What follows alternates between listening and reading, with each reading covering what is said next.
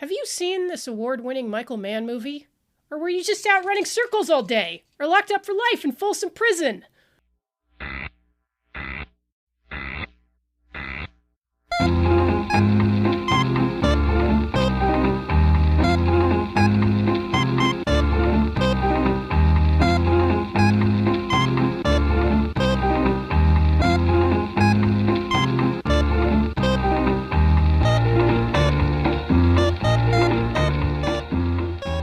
Welcome to Have You Seen This? The world's only podcast about obscure, overlooked, and misbegotten media. All discussions will be spoiler heavy. You have been warned. I, for one, would like to compliment ourselves for reviewing a movie that won 3 Emmys. Very bold of us. I mean, I felt like this one fit our criteria because, and maybe this makes me a bad film scholar, but I had legitimately not heard about it until this year. And I think it was when I was researching, I was researching for our Outland episode because of the High Noon connection. High Noon, directed by Fred Zinnemann. Fred Zinnemann had a son named Tim Zinnemann who produced...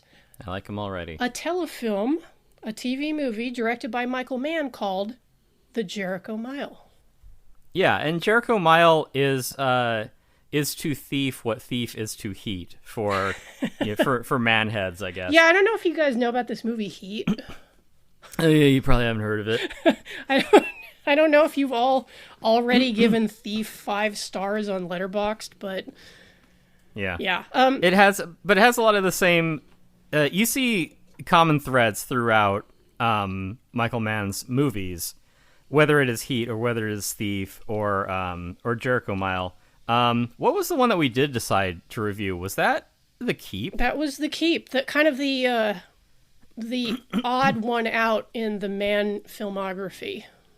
Yeah. And which he doesn't like to talk about, apparently, because if you guys heard the episode, you'll know. And if you haven't heard the episode, what the hell is wrong with you? Gone over to patreon.com/have you seen this?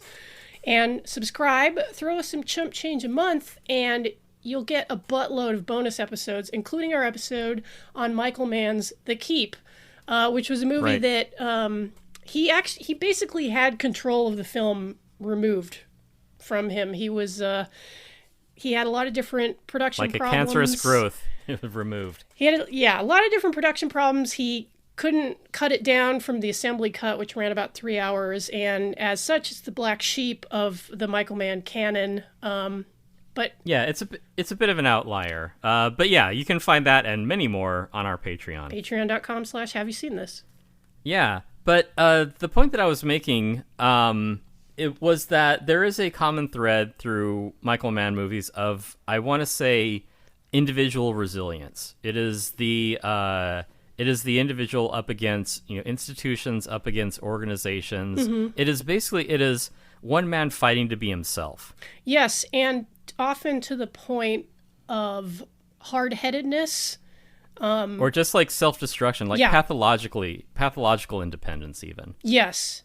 And that's one of the things that I really like about the stories that Michael Mann chooses to tell, because he makes these movies about flawed characters who are... Yeah, they're complex people. They aren't perfect, but they are relatable. You understand where they're coming from, what they're about.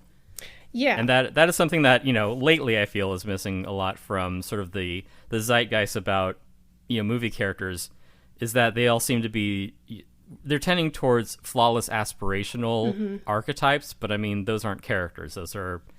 those are paper dolls, basically, like to fulfill a fantasy of what life maybe one might have had, had they been born in more prosperous times. But I can see the point. Yeah, because in lieu of actually changing our society and our institutions to make things more equitable so that more people can achieve satisfying and fulfilling lives, we would rather pretend by just equity. Yeah, by like kind of like Tim said, it's like it's paper doll play acting where we have these these aspirational characters that are supposed to make us feel good about ourselves and what we can achieve, in spite of the fact that so many people are still locked away from, not just self-actualization, but from like, basic subsistence, like right. health, justice, what have you. Yeah, just even, I mean, hell, a minimum wage for all that matters. Yeah. And I had read somewhere, a while ago that this was kind of the lowest common denominator that was affecting a lot of, like tentpole blockbuster, let's just say Marvel movies, in that in international markets, particularly in China, people don't, audiences don't care to see, someone who, they don't want to see like a zero to hero story. They just want to see a hero to hero story. Right. And that could be just sort of the, the dumbing down of, narratives for a wider audience, just to be like, hey, this character's perfect, and they start out great, and they just steamroll over everyone, which, is not a useful narrative. But yeah, like I said, like, I mean, that's beside the point. I think we're getting off topic of what Jericho Mile is maybe actually about, because it is an individual and a character up against institutions, and he has his own way of coping with that. Like, if you were a person, it is about this character of Murphy, who is doing a life sentence in Folsom Prison, and if you want to recall our Circle of Iron Silent Flute episode, where we get into a lot of Buddhism topics that we address with all the aplomb and nuance that two idiots with a podcast can muster. Murphy's way of dealing with his plight is he doesn't have any aspirations. He doesn't form any connections. He's disengaged with the world around him. In the same way that Jen, I think you had mentioned the idea behind being Zen is to not hold too strongly onto things, because it is that sense of possession, that feeling of attachment. Mm-hmm. We're a Buddhism podcast now, by the way. Apparently, yeah, like that's what creates. That's what creates a lot of strife and stress in the soul, I guess. So the central character in this, Murphy, or rather, one of the major characters, I think is probably a more accurate way of putting it. Murphy, this long distance runner, he eschews all that. He doesn't aspire to anything. He's like, I just go out and run every day. I come back to my cell. I do some calisthenics and some resistance training. Then I go out on the yard the next day and I do it all again. Yeah, he was doing convict conditioning before convict conditioning was even a book. Yeah, the guy was on top of things. And it is great the way that the movie establishes its premise, because this is something that we just hit on tangentially when researching our episode for The Keep.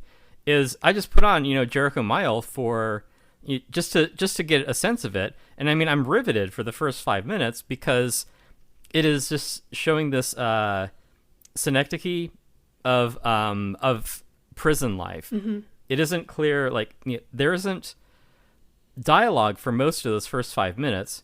It isn't clear who the main character is, but you're just getting sort of a peek into all the daily goings-on of this prison yard. And already Michael Mann establishes this motif. It is a reporter for, I guess, the prison paper. He's going around and he's talking to the different athletes out there. There's the black gang that I don't remember the name of, but they're doing all their workouts and they're very meticulous about it. And the guy's establishing, like, we do this is our chest day, this is our leg day, and tomorrow we do this, that, and they're very regimented. And they're because you've got to develop the body and you got to develop the mind. You got it. And so, they're working on the body. Right. There's a very strong, and this was the 70s. I believe this came out in 1979. A lot of delightful, I guess what would be somewhat accurate prison jargon. And, what you would call jive talk, I guess. It has that rhythm. Yeah. I can't say how accurate it is. But, Yeah, but you should go to prison, Jen, then you'll know. But, and, like, I know even less about prison gangs, but, you do have your, you got your Mexican mafia, you got your, like, militant, kind of black radical gang, which like there's Yeah. like shades of Nation of Islam in there, and then of course you got the fucking Aryan Nation, the white Right. supremacist shitheads. So Yeah. Yeah, I didn't know that Nazis continue to be a thing, like, in the cultural zeitgeist for years and years. they're pretty More pernicious. fool me. Yeah. They're like Yeesh. cockroaches. Right. Well, cockroaches have their place, Jen. It's not malign the cockroach. Cockroach gotta eat. What's a Nazi got to do? Right, yeah. So there's a reporter going around to, like the black gang, they're working the weights, and talks to, the Mexican mafia guys playing handball, and they're like, you got to put down the paper like we're number one, we're the best because of our, our discipline and our strength. Sports So- are a big deal in the joint. Yeah, that is that initial scene. They are establishing the pride and athletic excellence in this prison, and meanwhile, our main quote unquote main character of Murphy, he's just kind of in the background, just doing his laps, and he gets a call out, but he's only ever like shown in like a wide shot. Like we don't get close to this guy. I mean, we see TC from Magnum PI, which, awesome. We see Brian Dennehy. Yep. He's not working out. We see Nobody gives a fuck if we're fat. character actors. Yeah, exactly. So we see, what's his name? The guy who you'll recognize from Blazing Saddles. Oh, right, yeah. He That's the just guy. got this look. Because I was like, wait, that guy was in fucking Blazing Saddles. Yeah. He was on Slim Pickens' gang. Yeah. You sang you all Camptown don't know Ladies. Camptown Ladies. Yeah. Yeah, so it's that guy. He plays a Nazi in this. So yeah, you get to know, like, already these are two major characters, but Murphy, he's just a guy who only seemed kind of incidentally as the guy who, like, after they clear the yard, he's still running laps. So even though you haven't met Murphy, you kind of know what he's about. Right. This is how he does his time. Yeah, and he does his time in that Zen way of, like, just really taking it day by day, and it is him versus his friend Styles. Styles, yeah, his black friend. And 'cause the thing is that and this is interesting. Not to, well, no, go I'll ahead. go for ahead it. and interrupt you, Tim, since you said it was okay. Sheesh, fine, I guess. It's interesting because you describe Murphy and Styles as friends, but initially you feel like these are acquaintances because Murphy is very remote. Their cells are next to each other, and Styles' cell is like very elaborately decorated. Most importantly, like a picture of his wife. But he's got a lot of stuff in there. He's really cheered up his like tiny ass cell. If you look at Murphy's cell, it's Spartan. It's bare. There's like he's got his running shoes. He's got his like shaving accoutrements and like nothing else because that's the way that he does time.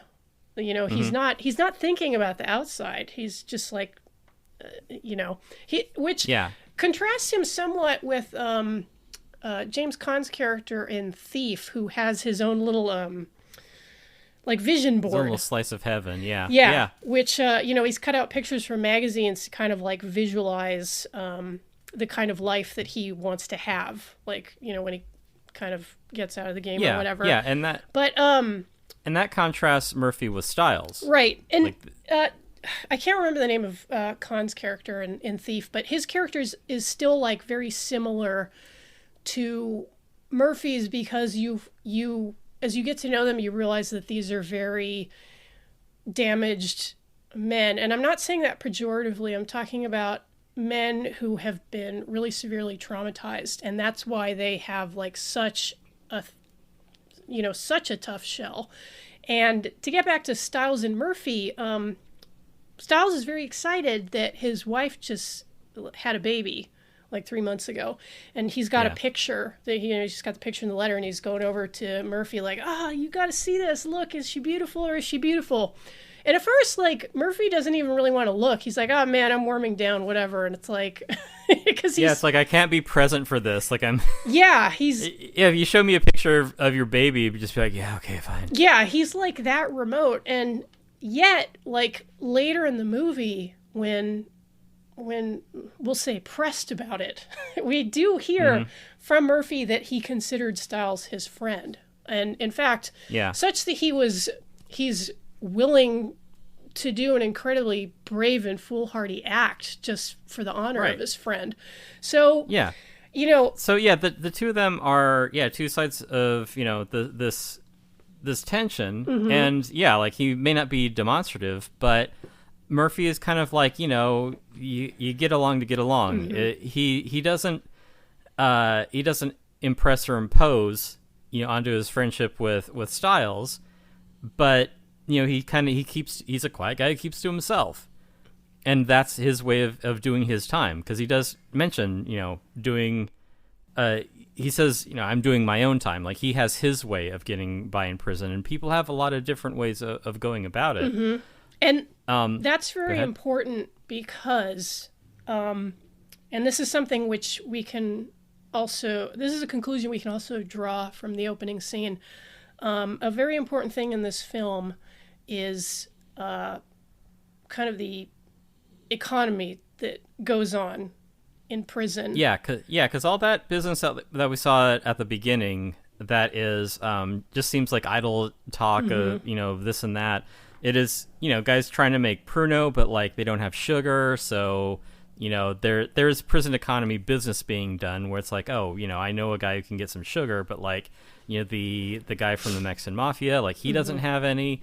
But this is where Styles comes in, and this is where the shift in the balance of power happens, and that and that upsets things. Right, because there's definitely friction because obviously like the prison population is split along racial lines, which is in a lot of ways is like a kind of well, it's problematic, Jen. I think we can just brothers, why can't we just rap and figure this all out? Get along. Inmates and racist. Tut. I can't believe the Aryan Brotherhood is so racist. Right, yeah. No, like it's like a kind of like a self-preservation thing where it's like you kind of have to align with one gang or another because you really don't want to get jumped. And also participating in these economies can also get you things. Because it is a barter economy, and it does help to have friends, unless you don't want for anything like Murphy does. Like he's kind of unique in that regard. Yeah, and because he's like he's self-isolating, as he puts it, he doesn't hustle. He holds himself completely apart from all of these goings on. He's not in a gang. Like he just doesn't want to deal with any of that. Which is fine if you don't want for anything. Right. And Styles, of course, is somewhat obligated to play the game because he wants his conjugal visit moved up, I think. Yeah, because he doesn't get to see his wife or his baby for another 3 months, but he has a lead on some sugar, and he can trade that sugar to, Brian Dennehy, Dr. D. He can trade that to his gang in exchange for, hey, maybe we swap conjugal visit dates and I get to see, my old lady and, and his kid earlier, because like it's driving him crazy. The life outside, the prison walls that he's not a part of. And that is something that I believe is Michael Mann mentioned about this, is that, when you're on the inside, you have the sense of this life going on without you, of you being absent for like a normal life, which is opposite, it's antithetical to what Murphy is about. Murphy, like, he has completely shut out that world because he knows on a life sentence, like, that world is gone to him. And if we wanted to draw a parallel here, similar to the sort of conclusion of Jacob's Ladder that we reviewed several dozen episodes ago, the sort of closing thesis of that movie is, if you're afraid to die, these are demons taunting you. If you've accepted your death, and they're, angels leading you to heaven. Mm-hmm. It all depends on your perspective. So if you take that approach, looking at Murphy and Stiles' way of coping with doing time, Murphy is like, I've accepted where I am. I've shut out the world. I don't have any aspirations. Whereas Stiles is still, he still maintains connections to outside the prison system, and that creates a wanting in him, and that wanting is what leads him to barter the sugar for the conjugal visit, and that's what kind of sets off this prison economy ball rolling. Yeah. It is the wanting of things that leads to anxiety. Jen, be a better Buddhist. Yeah. So and like this creates a lot of tension for the viewer right off the bat, and I really like the way that this is all set up, and a lot of it is like set up visually, or like Tim said, with very little dialogue. Like it's very mundane. Like even just like here's your seeing their mail get delivered, but the mail's what sets off the photo of the wife and the kid, and it's what sets off the conjugal visit talk, and so on. But yeah, go ahead. Yeah, it's like you understand like what's at stake, especially like if like you have need of a resource that the white supremacist gang controls. Mm-hmm. And that's really dicey for Stiles, because, the black gang in the prison, like, they don't really like, a brother, like, going they to, don't like the white supremacists, if you can believe it. I mean, like, they just very won't get along. They really don't like a brother, like, going to the white gang for, like, anything. So yeah, especially because Stiles is kind of a hot commodity, because he is a guy who, in his own way, is connected and can get stuff. So the black gang, like, they also want him, and they have their own designs where it's like, we need to bring him into the fold. Be like, you can't be associating with these other guys. You need to watch out for your own race while in prison. Yes. He doesn't understand the principle of solidarity. Right, yeah, because he and Murphy are similarly trying to stay above the fray, but Stiles dips his toe in, and that, like, the unfortunate thing that he finds out is that you can't just have one transaction and be done with it. It is the same sort of I own your ass notion as happens to James Caan in Thief, because it seems like, oh, it's I do a job for you, okay, like, you take some of the money, I get some of the money, and we're done. But like, that's not the way that the mob boss in Thief wants it. It's like, you work for me now and forever. Mm-hmm. And that's the same arrangement that Dr. D, Brian Dennehy, and that's what he offers for Stiles, because Stiles says, I want to get a conjugal visit, and he's like, okay, yeah, it's done, and then later on we'll ask something of you. Mm-hmm. And that's where Stiles is, he's kind of in over his head at that point, despite him knowing, he's like, I don't want this, I'll owe you a favor, kind of bullshit. It's like, this is a transaction, and that's the end of it. He's like, I'm not going to get into, like, he's like, I don't want to get into this, open-ended prison favor bullshit, because Stiles knows, as the viewer knows, like, that's only ever going to escalate. Mm-hmm. And it does. Like, Stiles ends up not getting anything that he asked for out of this. He gets completely hosed by what should have been a cut and dried arrangement, conjugal visit for a bag of sugar, and that's it. But no, he ends up getting worked by the system because he chose to partake in it. I was going to say detriment. that he gets fucked, but he doesn't get fucked. No, he doesn't. So Yeah, so he makes the fatal mistake of just dipping his toe into this economy, and it's kind of funny because it's like, isn't this Murphy's movie? Like, we're spending an awful lot of time with Styles, which, I mean, I don't have a problem with. I like that it is sort of an ensemble story. You see that there are a lot of different moving parts into events that come together. I mean, Murphy only gets elevated out of his routine because like because a sports story editor mentions his findings to a prison psychologist, I think. Oh, that guy's like a prison psychologist? Because at first I was like, is this the warden or what? The warden's in there, but they're two different.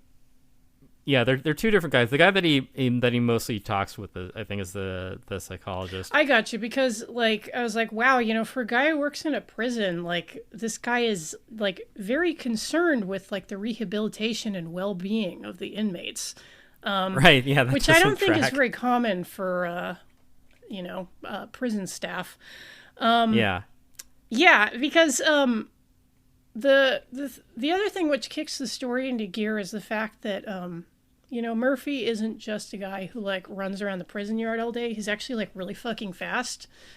Yeah, he does like a 4-minute mile. Yeah. Which the movie will tell you, it's like there are like 5 people in the world who can do that. Yeah, like that's insane. And so he and Styles, like, they're upset from their routine by these two sort of opportunities. Styles, he wants something, which means he has to deal. Mm-hmm. And then, Murphy, he doesn't want anything, but there are forces at work being like, hey, come on, we can offer you something. Yeah. Which he resists the call to because he has his, Zen, even keel, nothing ever changes routine, and that's how he does his time.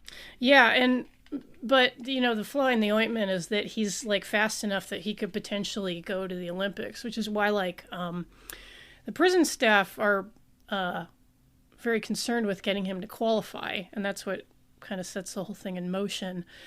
I didn't realize that like sports was like this important in like a prison situation, and it's kind of interesting like how the inmates get like moved around like chess pieces in a way, like to serve someone else's need, which is like kind of another like, that's like a whole other dimension to the kind of the forces of power that are at play in this whole story. Like everybody is like, apart from Murphy, everybody's trying to get leverage over everybody else. Yeah, everyone wants something, and everyone is trying to leverage the power that they have in order to get it. Mm-hmm. Because what happens is, like we mentioned, Styles gets he gets hosed on his conjugal visit because he's out there waiting to meet his wife, and this woman sits down who is not his wife. She is a drug mule for Dr. D. And Styles has just been made sort of an unwitting accomplice in his in Dr. D's, drug trade. Mm-hmm. Which is like, so he didn't get anything out of the deal. He doesn't get to meet his wife. It was just a simple transaction, trade some sugar for some sugar. And But yeah, he like goes this conjugal visit that isn't the one that he wanted, and it's him getting drawn deeper into what Dr. D wants of him, which, of course, as an individual doesn't want any part of this, as a typical Michael Mann protagonist trait, like he flips out. Like he doesn't want to have any part of, working for someone, which I think we can all relate to. This is like, and this is really wrenching too, like this scene. This is kind of like the first big heartbreak of the film, in which there are many, where to see this man like kind of like robbed of seeing his wife and child. Yeah, his wife and child matter to him because this woman that shows up, it is just, we go to the conjugal visit trailer and, whatever. I pass some drugs over to you and then you sneak them in and then that's that. Get a little ooh la la, whatever. But he's like, I don't want to fuck this random woman. Yeah. I want to fuck my wife. Yeah. So yeah, it's this prisoner with principles that, he stands by his principles to his detriment, as is befitting a Michael Mann character. Yes. So yeah, and that causes things to unravel for Styles because it is, after that, the guards figure that something's up. She gets picked up, on a drug charge that, and the heightened security means that Dr. D's drug supply has dried up, so he has no leverage inside the prison. Mm-hmm. And for that, they kill Styles. He gets shanked. Yeah, and Murphy sees what's coming. Like, he knows that he's crossed Dr. D, and that's going to be a problem. So he advises him. He's like, get into solitary, get a transfer. And Styles listens to him. First opportunity. He's ready to up and go. But Dr. D's gang, they lock Murphy in a cell, so he's not there to back up his friend. Mm-hmm. And yeah, for that, Styles gets shanked. Yeah, which is this is the the lesson here is that you can't just dip your toe into these these sort of mafia connections and then just come out clean. Like, it doesn't work that way. They're gonna take you for all you've got. They're gonna use you for their own ends. And this is another heartbreaking scene because you see Murphy coming too late to do anything about his friend getting killed, and he comes across the body and just kind of slides to the ground and just screams in rage because it's like everything in this world that he inhabits. It's also titanically unfair. Right, yeah. It made me think of Gallipoli, of all things. I don't know why we keep watching good movies about guys who run, but there it is. I haven't seen Gallipoli since I was 15 or 16. I hadn't seen it until recently, and this well-regarded movie is actually pretty emotionally affecting. I was going to say, I remember it being pretty powerful, though. Yeah, so that's true. And it is, now, Murphy's life is, perturbed because, he lost his friend. Not that he is ever vocal about it, but yeah, and for that, now he is off balance, and that off balance is he'd initially refused to run for the warden because for whatever reason the warden is or maybe it's the the psychologist there where it's we can do things for rehabilitation. They do have a little speech where they talk about this is a way to reconnect with the outside, as a way to rehabilitate prisoners and show that we're doing good for the community by having this reformed prisoner who can run really well and can get qualified for the Olympics. They have their reasons for it. He doesn't want that because he knows better than to aspire for anything. He's like, this is the rest of my life. It's just running in a circle. Yeah, because the the sticking point is getting him furloughed to qualify for this race, and which they end up doing on the prison grounds later. But it's the thought of getting out, however briefly, and then having to go back in, which would kind of puncture this bubble that he lives in. Yeah, and that is that reminds me of another not well known prison movie that that's mentions that hope is a dangerous thing. Mm-hmm. So yeah, it's don't give him the opportunity to return to a normal life. He knows better than to get involved with that until Styles is killed and he wants revenge for that, and so he's like, okay, I'll run, but you got to give me this. Right, which is half an hour in the metal shop. Yeah, he gets to turn over the machine shop, and from there he finds the white supremacist gang stash, and he burns it in front of him. Yeah, and which is I think close to $4,000 that they've squirreled away. So it's not it's not a trivial thing, and he's definitely, and it's another great scene because that he's taking his life in his hands by burning that shit in the middle of the prison yard. But that's another example of a typical Michael Mann character where it's my man, this is just going to make your life 1,000 times more difficult, but because of the principles that he holds, it's he's going to make a point, and he does, and things escalate from there. And it's a great story.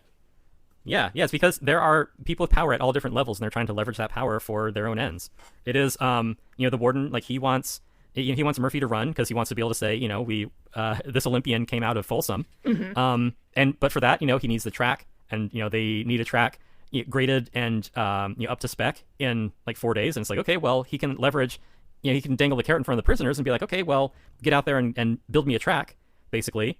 But then, Dr. D is no, we're doing a boycott because he's got it in for Murphy now. Yes, but because he's a low-down, no-good snake, he tells a lot of lies to make this happen.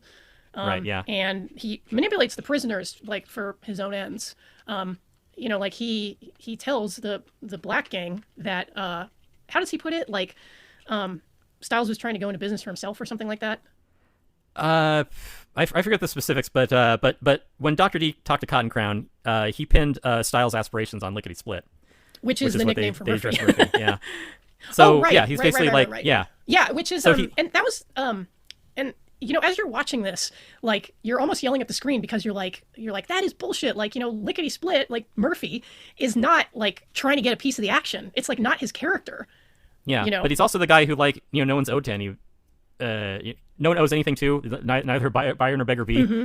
Yeah, so he's a guy that he's a non-entity. So it's go beat up this guy. It doesn't affect me at all. Yeah, and so it's easy to pin things on him because he's not worth anything to anyone else. Yeah, and the scene where Cotton goes to confront him, Like, I don't know if they're in the mail shop again or laundry or what, but Laundry, yeah. And he just starts like, beating the shit out of him, and Murphy won't stay down. And Yeah, he's got that same tenacity as he does as a long distance runner. yeah, because he knows that, he figures it out. He's like, they lied on you. Like, Styles didn't do any of that shit. I wasn't going into business for myself.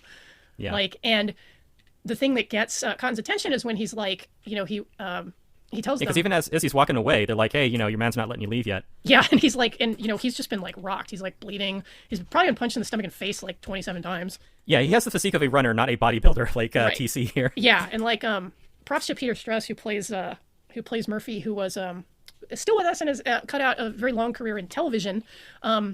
He is 100% believable as like this single-minded athlete. He's got like the lean physique, just the look of a distance runner. And, he's going up against this guy who's like much bigger and stronger than he is, but he's just like, you disrespected my friend. And the moment when he admits, he says, that Styles was his friend is like a really powerful moment. Yeah, he tells him, you badmouthed my brother. Yeah, he was my brother. Yeah. So yeah, that redeems him in Kyle in Cotton and like the Black Gang's eyes, which turn things around. It is the one connection that Murphy makes. It is the one piece of leverage that he had to the rest of the social group. That he cashes that chip in, I guess, because Murphy up until now, like he's an island. He doesn't have any visitors. He doesn't have any family. He doesn't have a job. In the prison, like he's just this inert mass. He's this gray rock. But yeah, at this point, he's able to leverage that, and that begins to turn things around where, Cotton is able to, make an alliance with the, with the Mexican mafia, and they're able to break the strike that, that the Nazis have, preventing anyone from actually building this track so Murphy can race. And by break the strike, I mean, they stabbed the guy in the eye. And I think, I think, like, and one of the white gang members also, I think, gets killed, and he's played by Richard Mall, who would go on to play Bull on Night Court. Oh, hell yeah. Great. Because I remember when I watched it, the first time I watched it, I was like, is that Richard Mall? Yeah, and apparently some of the other actors, or at least background players, were actual inmates, so that was a good get for Mann. Right, because this was actually shot on location at Folsom. They mixed like actual inmates into the cast. Mm-hmm. And another interesting cast member, one of the Mexican gang members, is played by Miguel Pinheiro, who wrote the well-known play Short Eyes, which was a very brutal play about prison life, and was kind of known as like, being like in the vanguard of like the New York and kind of literary movement in the 70s. And had a short life, died in I think 1988 of cirrhosis, which is kind of sad. But I think it's illustrative of the trend with people who live these kinds of lives, people who end up like, getting caught up in the justice system. Again, it's like these are traumatized people, and they make poor decisions, they self-medicate. Right, yeah, they wouldn't be there in the first place if they had maybe more resources available to them. And that's Right. something that, Murphy mentions in the movie. Like, he talks about him and his dad, like, they're not exactly plugged into shrinks. Right, because the psychologist very naively asked him, like, did you ever try to get your dad help? Yeah. And yeah. Yeah.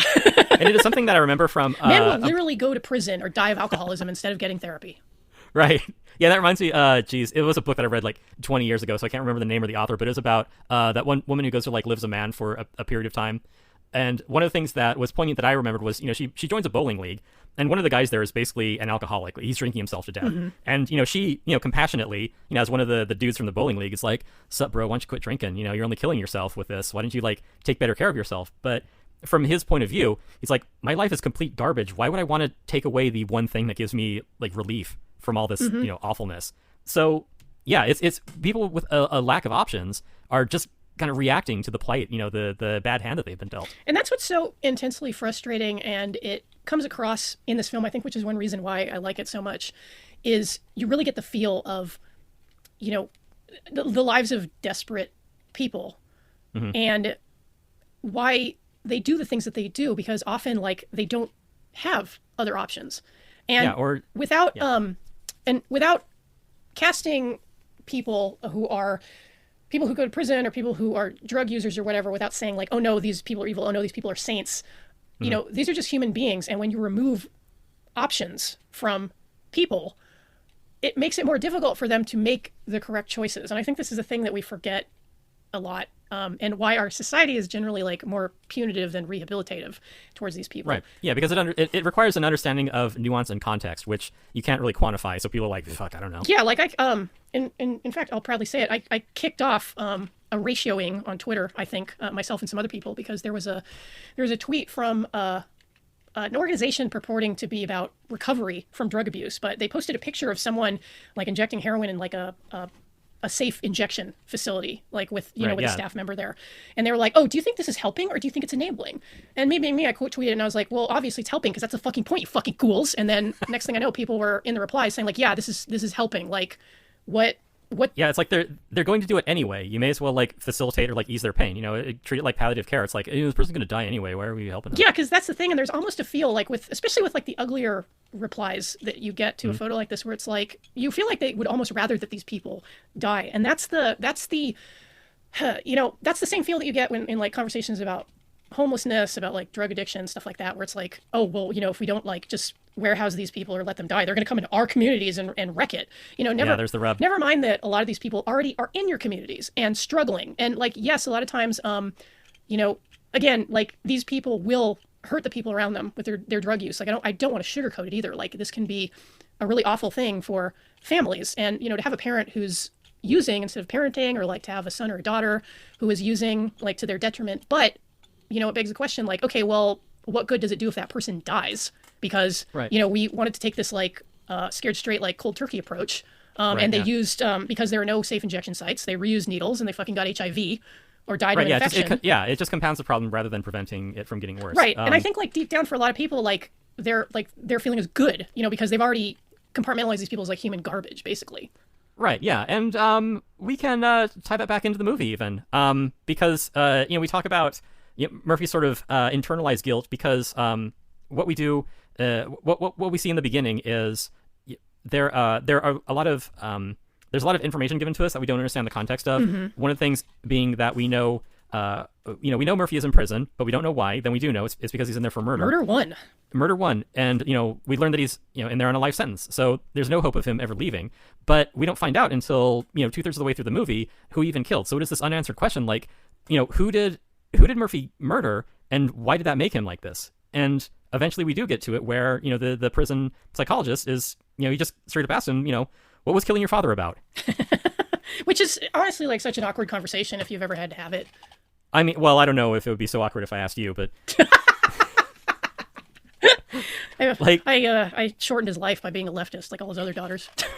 Just a drain, just a drag on society. You don't produce anything. So Murphy's response is coming from a limited number of choices. He saw what his dad was doing. He was abusing his stepsister, and he reacted accordingly. He didn't have the wherewithal or the resources to mount a complex, nuanced intervention. He just killed the guy. He shot him, but he shot him a lot. So clearly there were other things at play there, and that's how he got the murder one rap. Yeah, and this is so good because like it throws one thing into kind of sharp focus for me, which is that okay, like if you've ever been on social media and the topic of I do not recommend it, by the way. The topic of child abuse or worse, like incest, which I think is what was happening in this case. Like the father was raping his daughter. Right. How many times on social media have you seen people being like, tough guy and being like, off. oh yeah, like just give me 5 minutes in a room with this guy, or like I don't understand why we don't just like fucking kill these people. Right.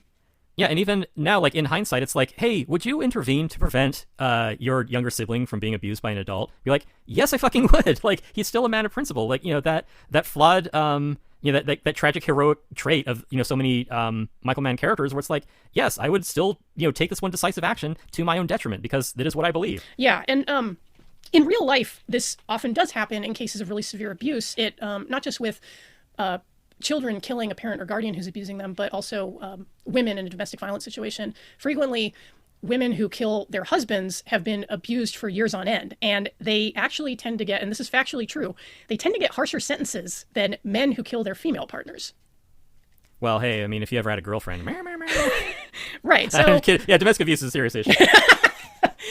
Sometimes all you can do is laugh. Am I right? But no, but it's actually true, and it is funny how when people who are desperate and driven to these extremes, when they do like the only thing that they can do with the hand they've been dealt, then they get locked up for it.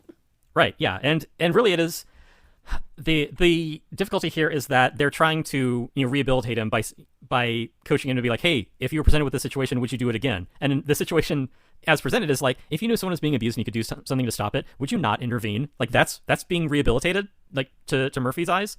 Like no, like you're damn right. Like Murphy would do the same thing again because he's protecting his little sister. Mm-hmm. Yeah. So yeah, that's I think that's like the final big heartbreak of the movie is that scene specifically where this comes right. out. Yeah. Well, the heartbreak of that is similar to the what is probably the biggest, if not the final gut punch from Breaking Bad. Sorry, spoilers on a show that's been off the air for 6 years. But it is again with these fucking Nazis everywhere. I think they're the baddies. But the white supremacist gang in Breaking Bad where they have a confrontation with Hank, Walter's brother-in-law, and Walt is trying to like reason with the guy, being like, don't kill Hank, my DEA stepbrother, let him go, we can resolve this, I'll give you money, whatever. But Hank is he has a more astute appraisal of the situation, which is just Walt, you're the smartest guy that I know, but even you can't see that he already made up his mind 10 minutes ago. Like, Hank knows that he's gotten into a situation that he's not getting out of. And it is the same thing that Murphy experiences in one of the closing scenes of this, where, he's qualified, he's ran his like 3-minute, 56-second mile, which is, insane. And, the warden is, on the cusp of getting what he wants. He's like, this guy is Olympic material. He's qualified. We can get him on an Olympic team. But it is the same argument that Jen was making earlier about, these deplorables in needle exchanges. There is no way that the Olympics committee is going to allow an ex-con onto one of their teams. Which is very, very fucking funny if you know anything about the people who run the Olympics. I'm just going to walk away for 10 minutes and let you continue that thought. I won't belabor the point. I'll just recommend following No Olympics LA on Twitter. For real. Yeah, we don't need an Olympics. But yeah, and that is, the guy from the Olympics committee is, needling Murphy about it, like trying to get him to say, are you rehabilitated? Would you, if you were presented with a situation again, would you do it? Oh God, say no. and I just would like, you do it? I hate this guy. Yeah, this scene is so great, and it parallels the scene in Thief where James Caan is trying to adopt a kid with Tuesday Weld, his wife, and it's kind of the same situation. It's like like they're not going to let you adopt a child. Like they're not going to let you into polite society. You are already marked. Like right. No matter how exactly sincere your efforts to follow the straight and narrow, like you already have the mark on you. They're not going to let you do it. And like Murphy says in the scene, he says, when you had breakfast this morning, you made up your mind. And he's right. Yeah, exactly. Yeah, so there was a tween Breaking Bad writer sucking their thumb or whatever, watching Jericho Mile on TV, and it's like, I'm going to use that in 2014. I'm going to steal that idea. That's great. And you see that there's still there's a parallel power play here of the Olympics committee and even like Dr. D's gang and his economy, where it's like, we just need to know if you will play ball. Mm-hmm. Like, will you let us use you as a pawn in our game or not? And Murphy, whether it is the short-sightedness of of a convict, or whether it is him adhering to his principles, like you say, like he says no, like he gives tail to the lie. He's like, you already decided that I'm not going to be part of your Olympic team. What's the point of this charade? He doesn't use that word. But what is the point of this? Like, you've already made up your mind. Like Jen said, you're not going to let me into polite society because I'm already tainted. Yeah, and like this is it kind of shit. And I don't even remember the episode because it's been so long since I watched this fucking show. But this was the kind of thing that they would do on, and indulge me for a minute, Tim, because I know you don't care for police procedurals. But back when Law and Order Special Victims Unit was actually like a decent network TV show before it. Yeah, as opposed to the mundane victims unit where they're like, I don't know, solve it or don't. But when that show was reasonably well written and not just like, it just went off the rails in later seasons, but you would, I distinctly remember an episode where like Benson tried to help some guy who was a repeat offender, like a long-time convict. It was something to do with getting custody of his child, and man, if he can just like keep it together long enough to do this. But this is the kind of thing that I think a lot of people would say, like, oh well, that person's just a criminal, which is why they're just incapable of like straightening up and flying right. Yeah, he's as racist as a baby, just born that way. But in a lot of that joke's gonna age. Right? But in a lot of cases, and this is something which, like, I think about a lot as someone with an executive function disorder. Like, if you, because of like circumstances of birth, trauma, chemicals, whatever, like you tend to make poor or hasty decisions. It's like, things probably aren't going to go too well for you. And it's easy to say like, oh, well, he's a fuck up. But it's like, well, why is that person a fuck up? Like, if you take a look at Murphy, obviously he grew up in a household with a violent alcoholic rapist. So Yeah, he has a very simplified worldview, Right. which is like, I killed someone, ergo I belong here, and that's just the way it is. yeah, and like I'm guessing that his dad wasn't definitely wasn't parent of the year to his daughter. Probably not parent of the year to his son either. In spite of and there's a nice scene where for Peter Strauss where he Murphy has some reminiscences about like a good time with his father. Going to a Right. carnival or whatever. Yeah, he didn't hate the man, but he's like, you're an abusive pederast. Yeah, You can't have that. Which again, it's nice because it's like a lot of times these people who do monstrous things are not actually monsters. They will often be generous or kind to some people and absolutely brutal to others. There's that Right, yeah, nuance and you keep talking about again, Tim. I know, it's a problem. We need to do away with it, 100%. So I guess like I do tend to like stories where about the fuck ups, like people who don't always make the wise decisions, which is kind of at odds with the media climate of today, which Tim mentioned earlier. Where it's like, no, we want kind of like aspirational heroic figures who are always going to make the right decision. Yeah, but it's really, you get more out of a story about a character overcoming the odds, or going the distance. Speaking of long distance running, of trying to make their way by navigating a suboptimal experience. Or Right. Yeah, and it's like I think, and I talked about this during the Keep episode. Like the James Caan's character in Thief, like I actually don't find likable at all. He's like a very abrasive guy, but you identify with him in his frustration and rage and his desire to kind of carve out a better life for himself from his like ill-gotten gains. Like it's the same thing with Murphy. Like when they're meeting with the smug asshole from the Olympic Committee who hasn't seen any of like the training that Murphy's been through, like has no idea like what his life has been like, what it's like to be inside, to be a lifer, and can just like snap his fingers and just be like, no, sorry, you don't get what you've worked for like all this time. Like to yeah, it's like, oh, what's this gap on your resume? I experienced that a number of times. To see him lash out, well, the same, like sitting at home watching, you're like, no, what are you doing? But you're like, God, what would I do in that situation? I'd be just as fucking pissed off. Yeah, or like, what is he supposed to be like? Yeah, I suppose that's fair, and just like kind of walk away, like shoulders slumped. Like he's pointing out like the lie of all this polite society. Yeah, and like the fact that and that that's his transgression, is that whether it is lashing out the Olympics committee member, or it's cutting the Gordian knot of shooting his father. Mm-hmm. It is like, this is a direct solution to a problem that maybe there are other ways to go about it, or maybe it's a problem that just isn't going to be dealt with because that just simply isn't done. Yeah, because and how much abuse like that happens in our daily lives because people can't access the proper channels, or the proper channels are fucked. I mean, there's a reason why a lot of victims don't report their sexual assaults, because we all know how warm and accommodating cops are towards victims of sexual assault. Right, yeah. I mean, it's like, oh, you got to fill out all this paperwork and then take it to court, and then, maybe, like, if you have money for a jury trial, then, 12 people will be like, I don't know, yeah, but no. Yeah, and you're just like, or I could just shoot them and be done with it. Yeah, and as Murphy said earlier, he's like, my family wasn't really plugged in with the shrinks. It's like, and it should be noted, and I'm assuming that this happened when he was much younger, maybe even a teenager. The awkward thing that people don't like to confront about a lot of abuse, and specifically like child sexual abuse, is that often when kids report, they are not believed. Yeah. So yeah, there's that too. Yeah. It's, so like, what was Murphy going to do? Institutions won't save you. Right. Exactly. So like, who's he going to go to and say like, yeah, like my father's raping my sister? Like, probably he would be, and maybe he was a little bit of a juvenile delinquent because he came from this chaotic upbringing. Like, who's going to listen to him? Right. Yeah. He was in a difficult situation, and he made a difficult decision, which is why the recurring musical motif is sort of this like bongo cover of "Sympathy for the Devil." Yeah, which is the music is by Jimmy Haskell, who I believe also wrote music for many other features like Airplane. And in fact, that's also a taut emotional thriller. Yeah, and he's got when I was looking into his filmography, I noticed he had a credit on The Matrix. Huh. And that's because he wrote music for Night of the Lepus, and they used a cut from Night of the Lepus in The Matrix. Damn. So that's a deep cut. Yeah, so it's not like Jagger Richards isn't credited on it, but it sounds a hell of a lot like Sympathy for the Devil, and it's like this really propulsive theme which has been stuck in my head all day. Yeah. Woo, woo, yeah. So yeah, woo, it's woo, short of that. Woo, woo, woo, yeah. Woo.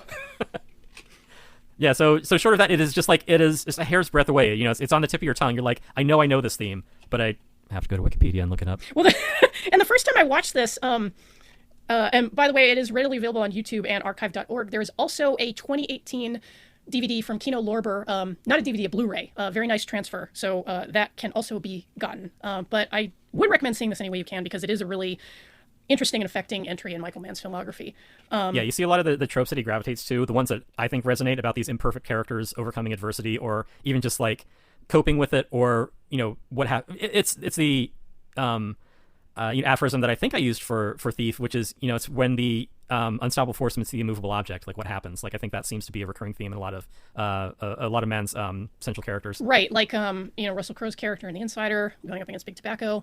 Yes. You have Collateral, where you have Jamie Foxx's cab driver like put in a completely untenable situation by Tom Cruise's hitman, and is stymied at every turn. When he tries to do the right thing. And not Michael Mann, but I mean, it was also what resonated with me about, say like, The Wrestler or Black Swan.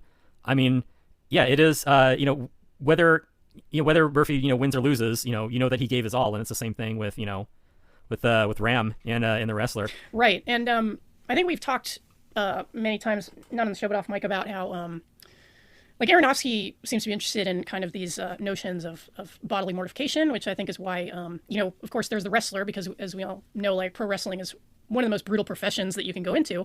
And then he did a lady wrestler, which is Black Swan, because ballet, which is the second most grueling performance art you can go into. Well, it's no joke. Like ballet is absolutely fucking brutal on the body. Like the feet at least. Yeah, my half sister did it for many years, and like her feet when she was dancing were just like bricks. Just like gnarled like an old tree. Like, oh my God, like how do you walk? That looks horrible. Yeah, and it's not the years, it's the mileage. Yeah, and it's not. And she used to talk about how like basically like a lot of dancers live on like cocaine, coffee, and cigarettes. Cigarettes, yeah. Kind of the same thing. And there is sort of, I don't want to say like a masochism to distance running, but I don't know, maybe we can say it. Because it is like running in a lot of ways is uniquely solitary. It has a lot to do with like mental toughness, especially when you're pushing for distances. Murphy would have been a great ultra marathoner if only they'd furloughed him. We hadn't even talked about the bleeding nipples or the diarrhea. Yeah, and I got into running in my 20s, and it was. And you have fallen out of running since then. Woof. Yeah, I fell right into a big carton of ice cream. Crawled into a carton of ice cream and never left. Yeah. That's what it's like, kids. And a lot of times it was brutal, like especially like running hills, which is fucking punishing. But then you get to the top of the hill and you're like, "Fuck yeah!" Fuck like, you, hill. I feel like $1 million, and it feels so good. And you get that from Murphy and Peter Strauss's performance, and Mann portrays these really well because you get a lot of long lens shots of Murphy running, and you see the effort in his entire body. And his body is like so lean and taut, and you see the moments when he's putting in the extra effort, like in his qualifying race when he has to, the other really talented amateur runner that they've put him up against like makes a play for first, and he has to put in like that much more effort to get out ahead of him. Like you just see it like etched into his body, and just straining. Yeah, and there's like slow motion shots of him putting in like the maximal effort, like all the tendons in his neck standing out, and like his muscles just like churning, and you really see it. Yeah. There are like telephoto lens shots like frontally of the runners, which compresses the space, and everybody's like kind of on the same plane. And it puts like that much more urgency to it, where it's like you can't tell who's out ahead, but you see like the effort of the runners. I wonder if Michael Mann ever was a runner. I don't know. I mean, there's another there's another movie that was on B Movie TV about a runner, and it had what's his name, Dick Jones. He was in it. I'm not familiar. The actor from RoboCop. Oh, okay, yeah. Yeah, you wouldn't be familiar with it because it is, again, like, it is Ronnie Cox. Yeah. Yeah, it's him. He's a long-distance runner. Ronnie Cox he goes of out. Loose Cannons? Yeah, exactly. The same actor. This is what got him that starring role. It is, it's Ronnie Cox and, like, his two boys, and, like, they go out cross-country running, and again, a common theme here, they meet up with a bunch of Nazis. It's like, this, white supremacist militia that, like, hunts them for sport. Just like, I gotta say it, I don't know if anyone else knows, but I think America has a real Nazi problem. Why, whatever would make you say that, Tim?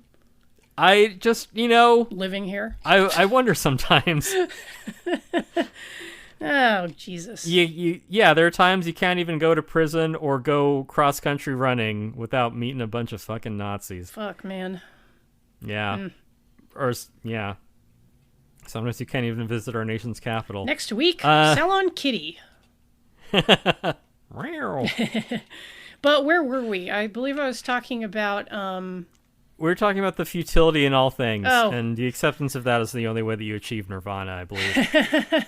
Yeah, we were talking about mortification of the body, but, the body's impermanent, so don't sweat it too much. God, he made Loose Cannons the same year he made Total Recall. Damn. Man. Well, he got paid either way, so I hope. Yeah, I mean, it doesn't matter to him. Yeah. He cast a wide net. But Jericho It was Mile. it was Courage from 1984, which followed the Jesse Owens story. God, just people love running. Yeah. Was it like a touchstone? Running combined with Nazis. Yeah. Oh man, if they had something about running like to or from Nazis. Ideally that's a away moneymaker right from there. Nazis. Right. Well, running and then, landing on one with your fist. I know. Yeah. See, and again, like it's that same problem as Murphy has. Like, do you condone violence? Punching a Nazi in the face. I mean, it simply isn't done. Personally, I don't condone violence except in extreme situations. I would think that being confronted by Nazis would be a pretty extreme situation. Yeah, that's a pretty good excuse. And, maybe, like Murphy here, he thought if he had his his dad was raping his stepsister, like, yeah, I could see that being a situation where he's like, yeah, you understand, you have sympathy for the devil, if you will. Woo woo.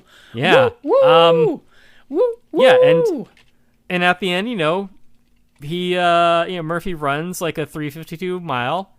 Meanwhile, on the radio, you got fucking Frank Davies qualifying for the Olympics, and I just gonna say, like, fuck Frank Davies. Yeah, fuck like, he that doesn't guy. even appear in this movie, but fuck that guy. Yeah, because Frank Davies, where do you get off? Yeah, Murphy has lost his shot at the Olympics in the meeting, and he's back to his regular routine, and life in the prison yard has returned to its normal course because, briefly to get the status quo. To get the track built, there was briefly an alliance between the black gang and the Mexican gang. That's no longer the case. You see that kind of like the black gang is like still, they're back to running the weight area. They another white dude shows up to get like swole with them, and they're like, keep moving, get lost, buddy. Sucker. Yeah, it's just like, oh, damn. Yeah. I But just want to work out. what briefly brings them together again is Murphy's efforts to time himself to see how he would have done against Frank Davis. Because people see him running flat out, and they all start gathering to see him do it.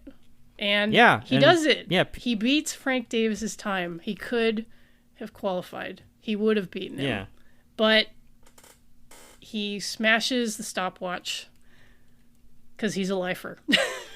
Yeah, because time God. has no meaning to him. Like, it's you're here forever. Watching this a second time, I cried when he qualified, and like all the inmates pick him up, and then he meets eyes with the other runner, and just kind of like this nod goes between him because the guy's like, yeah, I've been beaten, but like I've been beaten by the best, you know, and everybody just coming together to celebrate this loner. And then again at the end of the movie, like his quixotic last run it's a really powerful moment. And this was a TV movie, and it's a cut. Yeah, they packed a lot. It is a cut above the average. Like, I mean, I wanted to say the average like 70s TV movie, but I mean, oh, like the Airport 75 or whatever. Yeah, and then much earlier episodes, we talked about a very early episode. We had our friend Paul J on to talk about the Paul Lynde Halloween special. So, also cut above. Well, we know how bad like TV big slice of cheese got in the 70s, and it wasn't as though there weren't interesting things on television then. There was I think a move towards covering social problems on television. And you also had like the after school specials and stuff like that, which were earnest efforts to kind of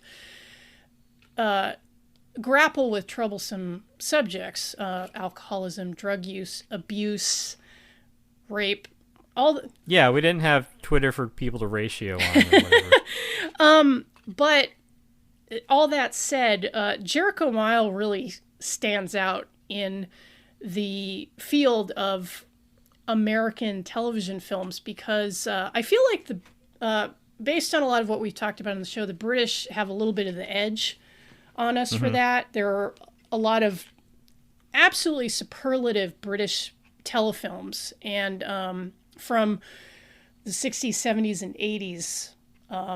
Going on into the 90s, we talked about Ghost Watch from 1992, which is just a fantastic television special. And I think in the United States, like, we were certainly capable of reaching those heights. We just didn't reach them as often. And the Jericho Mile is a great example of like the heights that you can achieve. And it was extremely well reviewed at the time. Like Tim mentioned, it won 3 Emmys. Reviewers said like, hey, this could have been a theatrical feature. It's that fucking good. I think it was in the top 10 like most watched programs of that week when it aired. And it did eventually make it to home video. And like I said, it's on that very, very nice Kino Lorber Blu-ray DVD, which is absolutely worth your time. And if you're doing a life stint in Folsom, then you got all the time in the world. But I'm sure they're like, they got you over a barrel on canteen money, and they're probably charging you to talk via teleconference to your loved ones, if you're lucky. But yeah, they get you coming in going. Yeah. But, I don't know that we have time to cover all the evils of the carceral state in the United States. Yeah, that and the Olympics. I wondered if I was going to be able to get a word in this episode. Well, maybe on a future episode we can do some, damn. I actually would like to talk about Olympic documentaries on the show, now that I think about it. Find someone else. Come on, it's Great. Interesting. Yeah. Maybe. I don't know. But, I guess that's the Jericho Mile. Do we have anything else? No, I don't think so. Yeah, I really got the bit between my teeth there. Right. Yeah. No, like I've said all that I need to say. Like, I mean, I think that, we have a flawed, multifaceted character who we've seen in a lot of other movies that we covered. And the reason that we keep coming back to this kind of character is because, they resonate. They are relatable. People can understand complexities of what it is to be, a human being in an imperfect world. Tim, how do you think you would do in prison? I am guessing not well. Okay, here's the thing. Since you can have stuff sent to you, you can have books sent to you. Traveler is a book. You can get the core rule book, you can get the Central Supply catalog, High Guard. You can get all that sent to you. You can get, the splat books from the 80s or the 70s sent to you.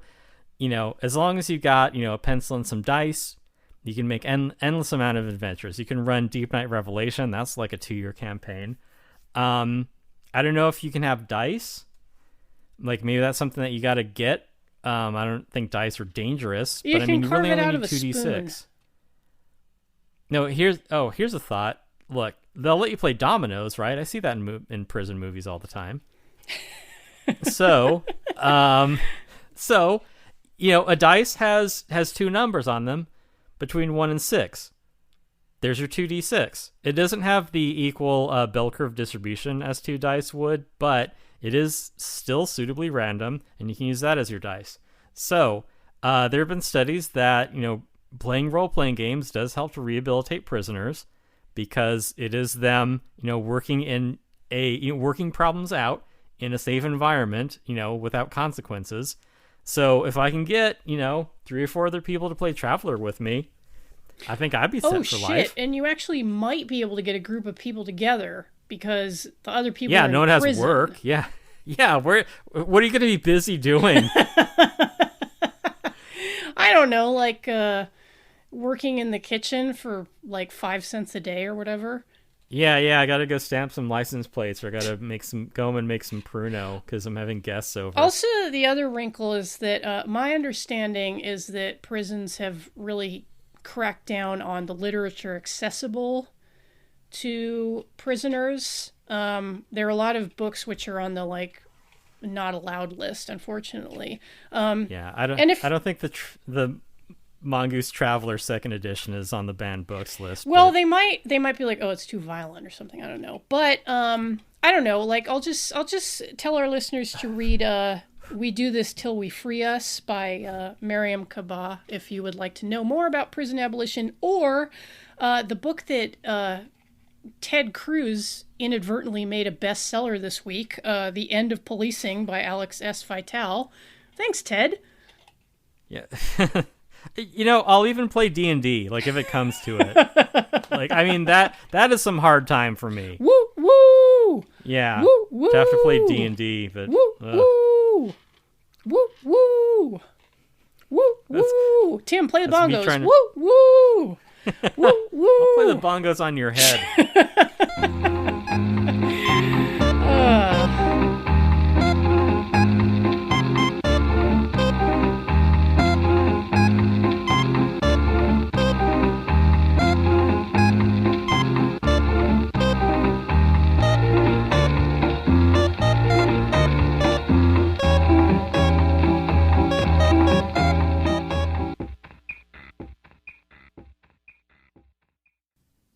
You do that thing where you like spit up in the air and catch it in your mouth.